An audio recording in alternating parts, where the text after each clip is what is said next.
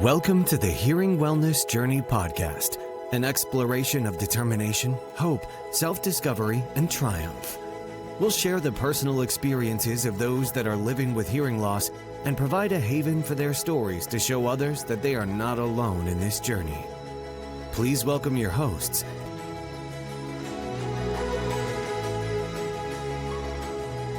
Hello, I'm Dr. Michaelides. I'm Lindsey Doherty. And I'm Dr. Dawn Heiman. And today we are going to talk about the hidden cost of untreated hearing loss. The cost would be not just in cognition, it could be financial because of doctor's appointments and additional medical costs. You pay for it in your quality of life too, I think. You're more likely to fall if you have an untreated hearing loss. Like you said, there's financial costs, there's social costs, mental health costs.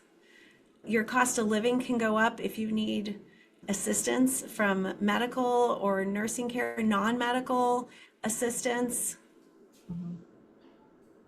So let's go down that road. Someone doesn't want to have their hearing tested. What do they look like at Thanksgiving? Right. It's definitely very socially isolating. That's another thing too. Is it because your mother or your grandmother is not listening, not participating, not being part of that conversation? Maybe they are borderline dementia. Is it dementia, or could it just be untreated hearing loss? It very well could just be untreated hearing loss. And a simple screening would be something that would figure it out. It takes 10 minutes, you know? And what if they're not a grandma? What if Right. they're in their 40s or 50s and they have a hearing loss at work? What does that look like? Right. And they're saying, I'll do something once I retire. Why would you wait? Talk about losing money. Well, right, because what if you then can't do your own job because you're not able to communicate with your team? And that will cost you both financially and probably mentally if you have to lose your job or stop working because you just can't hear. Or people just think you're not that smart because you answer questions inappropriately, or you're getting the phone numbers wrong when you answer the phone and you're supposed to call back this client or something. And I do like what we talked about before too, is that if you are a 7-year-old and you have a mild hearing loss, you are seeing your doctors, you are seeing your pediatrician, you are getting referred to the audiologist. But if you are a 45-year-old or 50-year-old and you've got that same mild hearing loss, why is it okay for that person to not get treated? You're going to do something for a child, but you're not going to do it for an adult. And they're both missing the same exact thing. So why is that okay?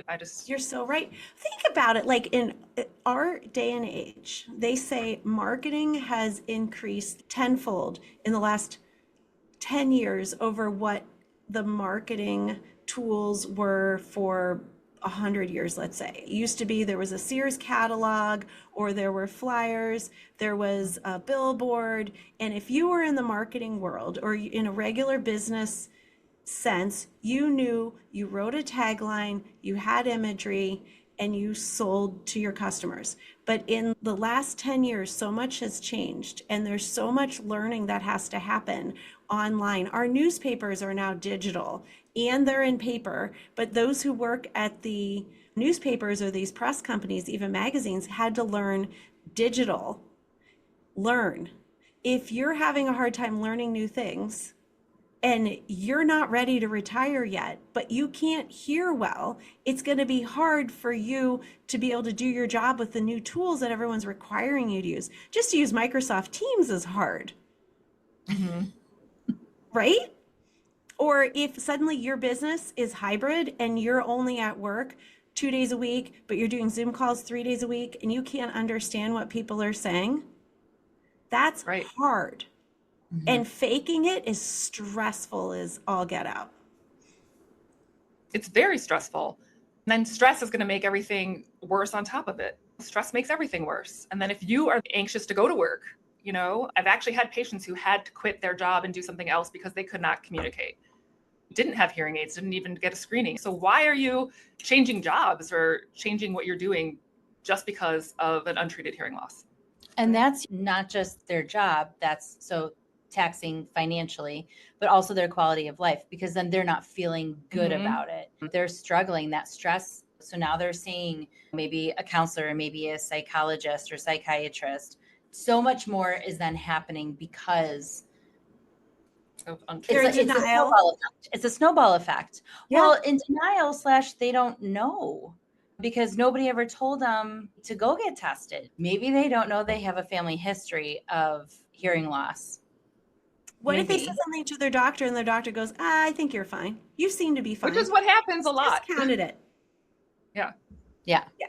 You're right. Get a screening and then find out. But imagine if you're, I don't know, anybody who has to see for their job and you don't get the cheater glasses, you don't get your eyes tested, you don't find out you have a special condition that cheaters don't just work for, or you're a truck driver, or you're supposed to be reading spreadsheets on the screen, or you're a stockbroker. If you had a vision issue, you would do something about it, I think. But some people don't know what they don't know. I never knew that I could improve my vision. I was in the 2nd grade and I remember being in Sears and I got my first pair of glasses and I was like, whoa, I didn't know what I didn't know. Sometimes you need someone to test you, fail a screening, get the diagnostic testing, and then see where the transformation starts. And a hearing screening is as non-invasive and painless as a vision screening, like where you're reading, how low can you see? What's the lowest line you can read? And it's the same thing. Put on some headphones, couple presentation of frequencies, and then it's yes or no. And you get at least a baseline understanding of, all right, what are my next steps? Right. And it's not just a part of age that you have to accept. This is not how it is anymore. And the hearing aids are so much better than they used to be. People are thinking of this old technology that was on their grandparents that was just whistling all the time. That is not how hearing aids are anymore. They've really come a long way. They're small. They really work, especially in those background noises. People have the misconception that hearing aids are going to make everything loud. It's not true. They only make the sounds that you're not hearing come into your realm. So you can hear the things that you're not hearing. It doesn't make loud sounds louder, but it's going to really help in those situations where it's difficult. You don't have to avoid anything anymore, which I feel like some people do, because why am I going to go if I can't hear anything? And we hear that all the time. Yeah. Or like, let's say you're at work or you're at home, the little subtle sounds you didn't know you were missing can mean a lot with nuances. Let's say your significant other grunted or groaned. You can pick up on that they really didn't want to go to dinner tonight. You can talk about that. Or at work, someone's not buying into a conversation, or you heard someone giggle and you turn around and you would have normally missed that opportunity to have a really great conversation with that person. But some people are wondering, how does this cost me if I fall? How would hearing and hearing aids have even helped? Right. Sometimes you can hear your slippers hit the rug sooner than you would have seen the change in the flooring, and you could prevent yourself from falling right there. Or hearing your dog snoring, who's in front of your steps, who's laying on the rug that you didn't see. Someone might have a little experience with that. I don't know. Only if he snores. Some of us trip on dogs. Yes. But maybe if I had heard the dog, I wouldn't have tripped, right? How do we stay standing? It's our proprioceptive skills, our toes, our feet. What if you've had knee surgery? What if you have neuropathy of the toes? Then you need to rely on your ears, your balance system. Mm-hmm. See where you're at. Are you falling? Are you tripping? Can you balance yourself out? Can you rely on your eyes? Well, if it's dark, you can't. If you have a new prescription, it's hard. And your balance system tries to tell the brain something's happening. But our balance system is with our ears. So how many times, Dr. Stephanie, have you ever tested someone's, back in the day when you did balance testing, did you find that it equated with the hearing? Well, yeah, I had so many people who were coming in for vestibular testing who were elderly, but they were also told that this is normal. You're old, so you're dizzy, and then that's just part of it. And it's not. It's not. But most of those people also had hearing loss, almost all of them. Yeah, this is preventable. Yeah. It's kind of like little kids. We tell them to look both ways before you cross the street. We don't tell them once. We tell them 1,000 times so that when they're by themselves, they automatically think, I have to look both ways before I cross the street. If we don't tell a person even once, let alone 3 times, you're more likely to fall. You're more likely to fall. Go home, pull the rugs, make sure you have handles in your bathroom, make sure that all these things could help you prevent falling. Because if you fall, studies have showed that it's going to cost our Medicare system a lot of money. It costs you time away from your family. It costs you independence, all of this. And you could end up having to spend more money on 24-hour care or who knows what, because you maybe could have prevented that fall. Right. And with that, we had talked on the side a little while ago, but it's the time at the hospital. It's the time for surgery if you need it. It's the time for rehab or the cost for that. Being in a rehab facility, at home care, still going to and getting transportation to those physical therapy appointments. Do you need that nursing staff or just home help? Do you need to make your home accessible? Oh, yeah. My grandparents had to move because they could not make their home, their little bungalow, accessible for my grandpa, who was then wheelchair bound. It's a lot. Did he have a hearing loss? I don't know. He probably did because of his exposure, both in a factory setting and military. Nothing that was diagnosed. Was he in denial? Was it not socially acceptable to go get his ears checked? Did his doctor say, you know what, you're having all these other doctor's appointments, why bother about your hearing? He did not. He stopped going to doctors because of just his medical history. He was done with doctors. A lot of cancers, a lot of other things. And so he was done. But he lived a very solitary life for multiple reasons. We'd go visit and he didn't really participate in conversations. Now we'd sit him in front of the Wheel of Fortune and Jeopardy, and we'd have that TV cranked.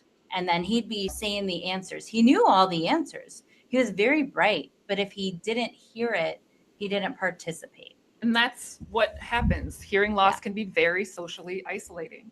So that's what we want to avoid. That's what we really want to avoid. And that's like worst case scenario. You don't have to go down that hole and be that bad to start sooner. Right. Say it takes 4 to 7 years before someone does something once they know that they have a hearing loss. But I believe that the caveat is once a professional tells you you have a hearing loss, then the timer starts. So if someone knows for years that they have a problem and they're hiding it, it's not till they see a professional that says, you need to do something about your hearing, that then they're like, I'll think about it, but I'm not ready yet. So you need at least the screening. And we've seen how many people that they had a sudden accident, a sudden sensory neural hearing loss due to autoimmune disorder, a hormonal change, mitochondrial, some kind of in their family recessive gene. Their hearing suddenly changes. They were wondering if it would ever happen, but they didn't know the date on the calendar when it was going to happen. And then we're all wondering, so has this always been here? They're like, I don't know. They've never had their hearing tested. So we don't know if they always had, let's say, a cute little cookie bite hearing loss, and now suddenly there's a high frequency one, or vice versa. We need to know more about you. You need to know, just like if you have a mammogram done or an MRI of your brain, and let's say everything's normal, but they find little spots. And they're like, I think that's okay. Next time they repeat it, did the spot change? Did it get larger? Is it still there? And then they, after, let's say 5 times, they're like, yep, that's you. We've always seen that spot. It's no big deal. I was at a presentation. Dr. Kevin Zahn is a neurotologist at Northwestern, and he showed this slide with all these different cochleas. Cochlea is your inner ear. It looks like a conch shell. I assumed everybody has identical cochleas. I didn't realize that there are different shapes of them. If we don't know what is typically you, then we don't know. How many times we test somebody's hearing and we find something asymmetrical, a little wonky or whatever. 10 years out, we're looking back and we're like, oh yeah, that's normal. That's you. If you don't have a baseline, we have nothing to compare to. I feel like hearing loss happens very slowly, usually. Like for the average person, just presbycusis, it happens very slowly. So sometimes you don't realize that it's getting worse. It's happening over many years. A lot of times if patients had the hearing loss that they have when they come to us, that is after that 7 years or 6 years or whatever. If they had a sudden sensory neural hearing loss, they'd be in right away. They'd be like, oh my gosh, I can't hear like I did. All those sudden sensory neural hearing losses, those people are getting hearing loss or hearing aids immediately because they know what they were missing because yesterday they could hear. And today, here's this loss. And they are instantly like, please fix this. This is horrible. But when it happens so slowly over time, it's something they get used to. And they start talking louder because they're talking to get their voice to the same level they did when they were in their 20s. That's why getting a screening, especially 40, 50, is a good way to know, am I just slowly having this hearing loss? Why is it different 5 years later than it was 5 years earlier? So it's just always a good idea to get a baseline like that. You bring up an excellent point. It's just like skin cancer. We are so used to our bodies and we're so used to seeing ourselves that maybe a little freckle or something that seems to always have been there, and it might grow gradually over time. And we didn't even notice that it looks completely different than it did 10 years ago. That's why you're sent for a body scan by a dermatologist. Again, very slow, gradual from something, an overexposure, maybe when you were a kid. And we have these safety nets for, like, have you had your skin checked in the past 10 years? If there's nothing alarming, then maybe they'll say, we'll see you in 2 or 5 years. And then if they do find something, then they start saying, I want to see you every year or every 6 months. But you have to start with the screening because you don't know what you don't know. I look at something and I think it looks like a normal freckle. A dermatologist gets that ultraviolet special scope that's magnified, and they're like, I don't like the look of that. I'm like, really? That is something that they studied. This is something that we've studied. And it makes sense to just get a hearing screening. If you have a family member that's in denial of something, everybody knows it, but they don't want to talk about it, at least let a professional say, hey, I noticed something. So we can start the clock sooner. They deserve to hear clearly. They shouldn't have to fake it. They shouldn't have to socially regress. We all want to retire someday and have all of our faculties and enjoy the music and the food and the experience and the sights, and to be strong and not fall. Have the finances to do that? No, true, because what if that's true? It's a compound effect. I never thought about it like that. Think about that. Let's say you have your finances all in a row and you're retiring, let's say you're 65, you have the money, but then suddenly you fall, you're hospitalized, you're paying $4,200 a month for that rehab facility for 6 months to get you back, to try to get home. Then you have to do some kind of wheelchair ramp to the front of your house as you're rehabbing. You've got 24-hour care. And then finally you get out of it. Now you just blew through how much money. You're like, I guess we're not going to Europe in the next 10 years. Right? Good point. Yeah. Yeah. Sad. So it all boils down so it doesn't snowball. Just get a screening. Again, very non-invasive, 10 minutes. Most insurances will cover it too. So it's not like you have to worry about that. We're going to have an event soon. We're going to try to do it once a month, free screening Fridays. And then if you refer, not necessarily failed, but you didn't quite pass, it's just a screening, most insurances will pay for the diagnostic. We give you a report, send it to your doctor. If you have been thinking about this or you want to do something, then we can do more later. But you're right, Dr. Michaelides, most insurances will cover it. Medicare will cover a hearing diagnostic eval. We will cover the cost of the free hearing screening. Let's just get the screening done. Yeah, because knowledge is power. Yeah. And we like to give you that. I'm one of those people, I like to dive in and I get all the details, all the options. And then it's like, all right, now that I have the information, I know where I need to go. You know, we've had many people who've asked, how do I get my spouse to come in? Like, I don't know. And there have been people who were like, hey, can I get my hearing tested? And they bring along that buddy that they're concerned about. And they're like, I'll go first. And they're like, look, it wasn't painful. And then get the other person to have their hearing tested. Funniest thing ever, though, is when the person who brought the person that they're concerned about actually had a hearing loss and the other one didn't. Oh. But it's like, I feel like people are so ready to go get glasses as soon as they can't see anything. But getting your hearing screening should just be part of everything medically that you do. You go to your primary care for just a physical, you go get your eyes checked once a year. Hearing screenings should be part of that as well. just as your general health, like you said, dermatologist, all of those things, hearing screening should be part of that as well. It's just part of your general health care. Yes. Yeah. We need to do this to save your quality of life, your cognition, and your finances. How about if you're listening to this podcast and you are a podcast junkie? Imagine not being able to listen to podcasts anymore. Right. You would do something about it, right? And now the new AirPods, a lot of people I think are getting their hearing tested so that they get the right diagnosis, the right amount, and then they can try to go find something elsewhere. And if the over-the-counter stuff doesn't quite work, we've got other things for you. But don't just do a hearing screening in the airport through your AirPod Pros. Right. You're going to get some blasting headphones that end up hurting your hearing. So let's do it in the sound booth and do it right. Yep. All right. We'll see you at the next podcast. Do we know what the topic is? Hidden medical causes of tinnitus. Oh, what causes your hearing to change and what causes the tinnitus? Yeah, that's a good one. So because it's not just your hearing, there are other factors that can be involved. Absolutely. All right. We'll see you next time. All right. Bye. Thank you for joining us on this episode of the Hearing Wellness Journey podcast. For more information about what we do and the services we provide, please visit our website at hearingwellnessjourney.com/podcast, where you can find more resources based on today's discussion, as well as request to be a member of our Hearing Wellness Journey community on Facebook.